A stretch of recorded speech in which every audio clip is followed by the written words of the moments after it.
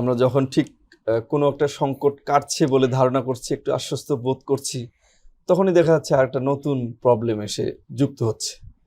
তো সেই point of view থেকে আমরা বলছি যে সংকট কেন যেন ক্রমাগত একটার পর একটা আসছে এবং এটার জন্য আমাদের আশঙ্কাটা আসলে বাড়ছে। বারবার আমাদের আশঙ্কাটা বাড়ছে যে এত রক্তস্নাত একটা বিপ্লবের মধ্য দিয়ে আমরা যে একটা পরিবর্তন প্রত্যাশা করছি রাজনীতিতে, সেইটাতে যখন আমরা পৌঁছার হাইওয়েতে আমরা যখন রয়েছি, তখন কিন্তু এই সংকটগুলো বাধাগুলো বারবার আসছে। আপনার দৃষ্টিতে এই সংকটের কারণ কি? এক কথায় আমি বলবো এই সংকটের কারণ হচ্ছে বিপ্লব পরবর্তী সময়ে যেভাবে রাজনৈতিক ঐক্যমত প্রতিষ্ঠিত হওয়ার কথা ছিল, সেভাবে রাজনৈতিক ঐক্যমতটি প্রতিষ্ঠিত হয়নি এবং পলিটিক্যাল পার্টিগুলোর মধ্যে যে ক্রমাগত সম্পর্ক দ্রুত খারাপ হচ্ছে এবং এই খারাপ হওয়ার কারণটা বিশ্লেষণ করে আমরা দেখতে পাচ্ছি যে কিছু কিছু সব দলের, আমি বলছি কিছু কিছু রাজনৈতিক দলের নেতাদের আপনার বক্তব্য অনেক সময় দেখা যাচ্ছে যে রাজনৈতিক শীর্ষ নেতৃত্বের কোনো কনসেন্ট ছাড়া বা দলীয় পজিশন কি কোনো একটা বিষয়ে সেই দলীয় পজিশনটা বিবেচনা না করেই ব্যক্তিগতভাবে তিনি একটা বক্তব্য দিয়ে দিচ্ছেন এবং সেই বক্তব্যটা যখন সোশ্যাল মিডিয়ায় চলে আসছে, পত্রিকায় চলে আসছে, তখন কিন্তু এইটা নিয়ে ভুল বুঝাবুঝির অনেকটা সৃষ্টি হচ্ছে।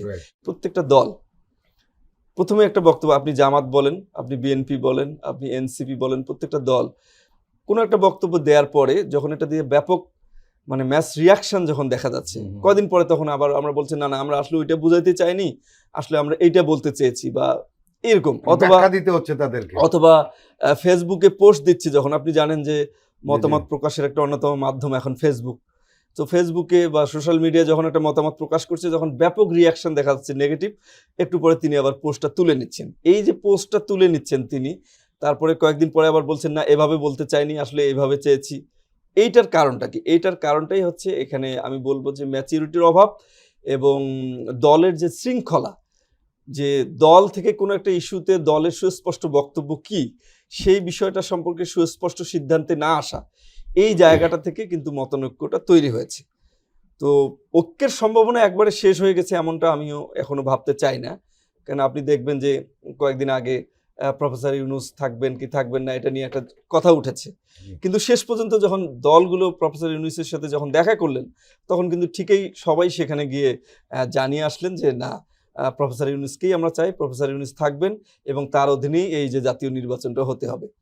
তো আমাদের পলিটিক্যাল সায়েন্সের দৃষ্টিকোণ থেকে যদি বিষয়টাকে আমি ব্যাখ্যা করি, তাহলে বাংলাদেশে যে রাজনৈতিক সংকটগুলো তৈরি হয়, এই প্রত্যেকটা রাজনৈতিক সংকটের যখন সমাধান হয়, তো ইতিহাস থেকে যেটা বোঝা যায় যেটা হচ্ছে রাজনৈতিক সংকটের সমাধানগুলো খুব সোজা পদ্ধতিতে সহজভাবে হয় না, অনেক তর্ক বিতর্ক, অনেক মতানৈক্য, অনেক ঘটনা দুর্ঘটনার পর একটা করে সংকটের সমাধান হয়। তো এই প্রেক্ষাপটে আমরা ঠিক একই ধরনের লক্ষণ আমরা দেখতে আরেকটা পাচ্ছি। বিষয় আপনি নিশ্চয়ই জানেন, যেহেতু আমরা রাষ্ট্রবিজ্ঞানের শিক্ষক, যে আমাদের দেশে যখনই ন্যাশনাল কোনো সংকট তৈরি হয়েছে, জাতীয় সংকট, এর পেছনে রাজনৈতিক দলগুলোর ব্যর্থতা রয়েছে নিঃসন্দেহে।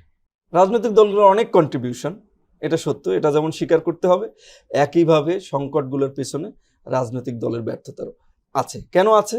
যে এত বড় একটা রক্তস্নাত বিপ্লব হলো, এই বিপ্লবের পরে যারা বিপ্লবে অংশ নিল তাদের মধ্যে ঐক্য হবে না কেন? এর পিছনের যুক্তিটা কি? যেটা কোনোদিন বাংলাদেশের মানুষ কেউ কল্পনা করেনি, যে এত বড় একটা দানব ফ্যাসিবাদ যে চেপে বসেছিল জাতির ঘাড়ে।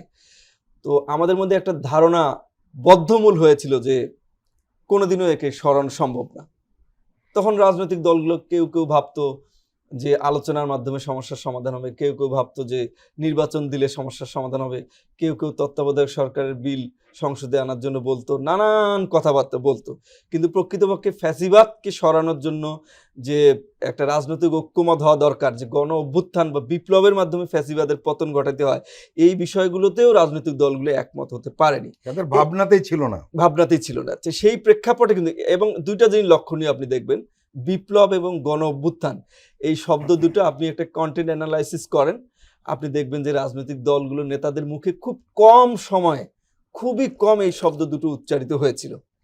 এবং এই দুইটো শব্দ যখন বিপ্লবের জন্য রাস্তায়, গণ অভ্যুত্থানের জন্য রাস্তায় যখন ছাত্র জনতা, পলিটিক্যাল পার্টি, আলেম ওলামা, শিশু, নারী সবাই যখন রাস্তায় নামলো, তখন কিন্তু বিপ্লব বা গণ অভ্যুত্থান ওই সময় শব্দটা কিন্তু আমাদের কোনো মাঝে কোনো আসে। রাজনৈতিক দলের নেতারা কিন্তু বলেছিলেন যে আমরা কোনো বিপ্লবী দল নই, মানে ওইখান থেকে একটা পলায়নী মনোবর্তী মানে তাদের মনোভাব কাজ করেছে। আপনি নিশ্চয়ই মনে আছে? নিশ্চয়ই। জি, এরকম কথা অনেকেই বলেছিলেন, কিন্তু ফ্যাসিবাদকে আসলে বিপ্লব বা গণ অভ্যুত্থান ছাড়া ফ্যাসিবাদকে সরানো যায় এরকম ইতিহাস পৃথিবীতে নাই, বাংলাদেশেও হয়নি।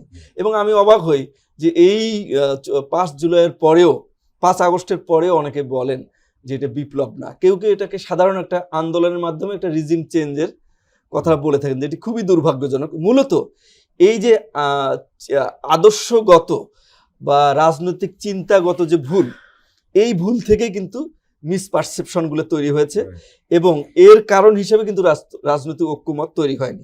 আপনি যদি এটাকে বিপ্লব বলতে না চান বা গণ অভ্যুত্থানও যদি বলতে না চান, এটা নিয়েও রাজনৈতিক দল, তাহলে ঐক্যটা কিভাবে তৈরি হবে?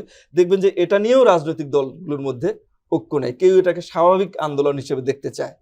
কিন্তু আসলে যারা দেখতে চায় তাদেরকেই যে প্রশ্ন করা হয় যে 5 আগস্টের আগে তাহলে কেন আমরা পারছিলাম না, রাইট। তখন তারা কিন্তু সেই প্রশ্নটার উত্তর তারা দিতে পারেন না।